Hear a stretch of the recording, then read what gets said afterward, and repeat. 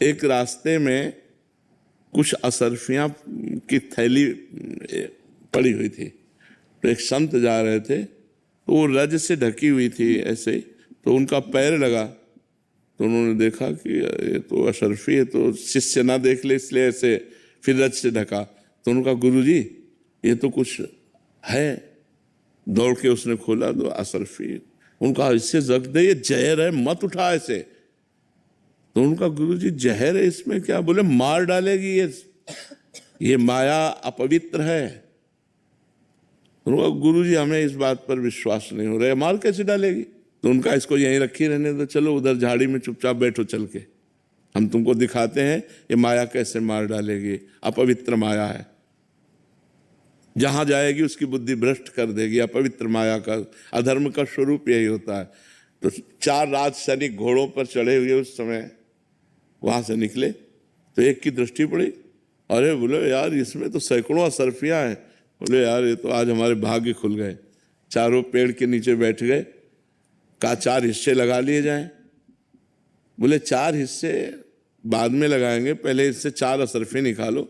जाते हैं, बढ़िया भोजन बनवा के लाते हैं और अपने चारों लोग पाते हैं, और फिर इसके 4 हिस्से कर लिए जाएंगे। तो नज़दीक में ही बाजार थी, 4 असरफी लेकर बाजार में गए। उन दोनों ने विचार किया जो बाजार गए कि यार उसके 4 हिस्से क्यों, 2 हम और तुम। बोले तो, बोले भोजन में विष मिला दो और फिर ले चलते हैं, और दोनों मर जाएंगे, 2 हिस्से हो जाएंगे। ठीक है, वो स्वयं तो अच्छा भोजन पाए और 2 के लिए जहर युक्त भोजन बनवा के लाए। उधर दोनों ने विचार किया इसके 4 हिस्से होंगे। बोले तो, बोले आते ही गोली मार दो 2 को और इसके 2 हिस्से कर लेते हैं। बोले ठीक है।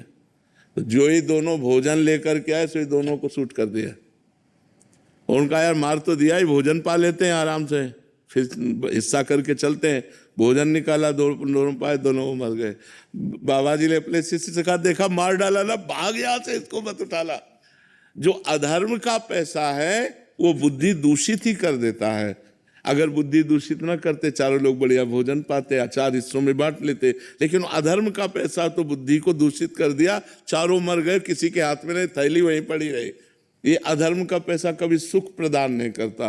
पत्नी, पुत्र, परिवार में कहीं ना कहीं अशांति, कहीं ना कहीं विक्षेप, कहीं ना कहीं विच्छेद, प्रेम विच्छेद, ये सब करता है। इसलिए हमें लगता है नमक रोटी खाए और बिना टेबलेट के सोना सीखे, चैन से सो जाए, और अधर्म का पैसा लाए और मानसिकता विक्षिप्त रहे, सो ठीक नहीं है।